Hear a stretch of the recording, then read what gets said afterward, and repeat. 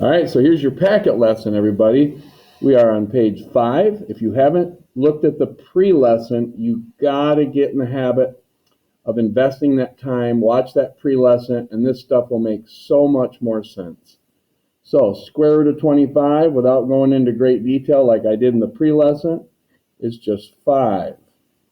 5 times 5 is 25. Done. This one is the same problem with a negative in front of it, so don't overthink that too much. No big deal. Now we got a problem here. We got a square root of a negative, and if we remember the pre-lesson, we say, wait a minute, that is no solution. That can't happen. Now I didn't cover this in the pre-lesson, but this one is just kind of break it up into bite-sized pieces, and then take the individual square root of 1, and take the individual square root of 25, and there it is. Now you could have easily gone from here to there without taking this step, but I want you to I just wanted to show you that I was compartmentalizing. There you go, way to talk. All right, so here's one of those where we just take the radicand, slide it over, take the power, put it in the top, take this invisible index, so if it's not there, it's a 2, remember that, and then you just divide or reduce.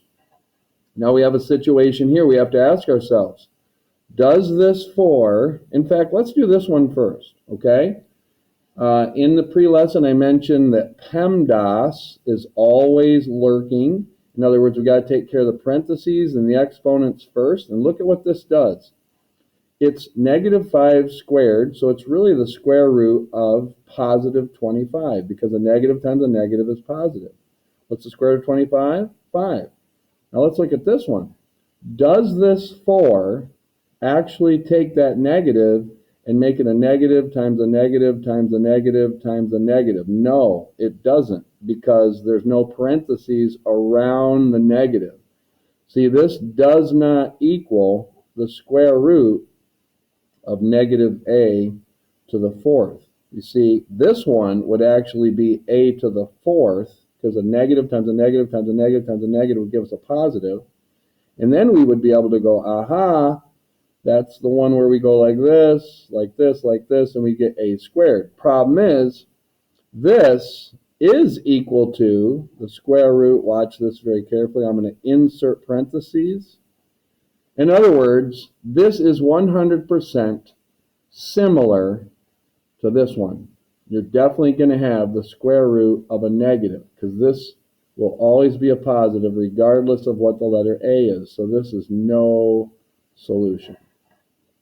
Okay, decimals, I didn't have time to teach you about this, but if you think about it, back to your basic rules of geometry where I said area, square root, we're trying to discuss what in the world, what value for one of these sides times itself would give us 0.09. Now, if you remember your rules from elementary school, no offense if this is confusing you, because it is kind of confusing, but what number times itself would be 0.09? Well, that would be 0.3, okay? And 0.3. 0.3 times 0.3 is 0.09. So the answer to this would be 0.3. Now, if you want a real quick way to avoid getting confused on these, really what you do is you take the number of decimal places in the radicand, which is 2, you divide it by the index, which is 2, and that will give you 1. Now, obviously, this is not the answer to the problem. This is telling you how many decimal places are in your answer. And then you can go, aha, the square root of 9 is 3. There's 1 decimal place, so it's 0.3. So let's apply this rule to this problem without doing the square. How many decimal places are there? 4. What's the index? 2. 4 divided by 2 is 2. What's this telling you? That's telling you there's going to be 2 decimal places in your answer. And then you kind of get rid of all those zeros and you just ask yourself, what's the square root of 9? And that'd be 3. So I couldn't put it here. I'd need to put it here. And then if you wanted to test it out just to see if this is your answer, you'd have to go 0.03 times 0.03 and see if your calculator gives you 0.0009, which it will. Okay? All right, let's go on to letter A. They hit you with a lot of problems. What's the cubic root of 27? Well, we did that exact problem in the pre-lesson. What number times itself 3 times is 27? That'd be 3. This is the same problem with a negative in front of it, so don't overcook it. It's just -3. This one's a little bit of a stinker. Is it okay to take the cubic root of a negative? Because it sure isn't okay to take the square root of a negative, but this is 100% okay. In other words, a negative times a negative times a negative will always give me a negative, so my answer is going to be -3. Again, test it out. -3 times -3 times -3. What's this? 9 times -3, -27. So this worked. Okay? Now we're going back to the rule that I explained in the pre-lesson. You take the radicand, slide it over. You take the power, put it in the top. Take the index, put it in the bottom. Sorry about that, 3, but you get 6 over 3 is 2, so you get 10 squared. And I got a feeling they're going to want you to write 100. I don't know. Either one of these is probably okay. All right, now let's try this one. I don't think they should have put this problem in this particular section because you haven't learned about negative exponents yet, and we will. But let's go ahead and tackle this thing just like we're robots. Take the radicand, slide it over, take the power, put it in the top, take the index, put it in the bottom, reduce. So we'll just leave it right there because you guys haven't really learned this trimester yet about negative exponents. Obviously, this is the first lesson. So this one, we take the radicand, slide it over, take the power, put it in the top, index, put it in the bottom, reduce. Done. Again, we got a cubic root of a negative. Is that going to be okay? Yes, as mentioned earlier. It's okay. So that is just going to give us a negative. Always will. Now, next phase, x. Put the power on the top, index in the bottom, reduce it. That negative just comes along for the ride. And don't be tempted. Don't square that negative. This is the same thing as this. But you can leave it like this. This is just x squared with a minus or subtraction in front of it. Think of it that way. All right, so now we're getting into uncharted territory. Nth roots. In other words, we got the fourth root. We got to think, okay, what number times itself 4 times is 81? So you guys are used to the square root of 81. You're like, that's 9. What number times itself 4 times is 81? Well, 3 times 3 times 3 times 3. Let's test it out. That's 9 times 9, which is 81. So we go, aha, that's 3. See, these are just strange. And now we've got a fourth root of a negative. What's a negative times a negative times a negative times a negative? That will always be positive. What's a positive times a positive times a positive times a positive? That will always be positive. So is it possible to multiply a number, a negative number, by itself 4 times and get a negative? No. How about multiplying a positive number by itself 4 times and getting a negative? No. So this is no solution. So I think hopefully you've picked up on this pattern. If that index is even and your radicand is negative, it's no solution. The only difference is down here when you got a Pemdas situation, you got to take care of whatever's underneath there first, because that negative doesn't stay negative. It turns positive, and that's why we're able to keep going. So be careful with your rules. All right, so what number times itself 5 times is 32? Well, it better be a small number, and it's 2. And if you don't believe it, 2 times 2 times 2 times 2 times 2, check it out. 4 times 2 is 8, 8 times 2 is 16, 16 times 2 is 32, so that's my answer. All right, we got an odd index and a negative. Is that okay? Yes, always. And then what's the fifth root of 32? We just said it's 2. We got an even index and a negative. That will always be no solution. I hate to say always, because every now and then you got to do a little math and all of a sudden it works. All right, let's go on to this one. This is just asking you to remember your rule.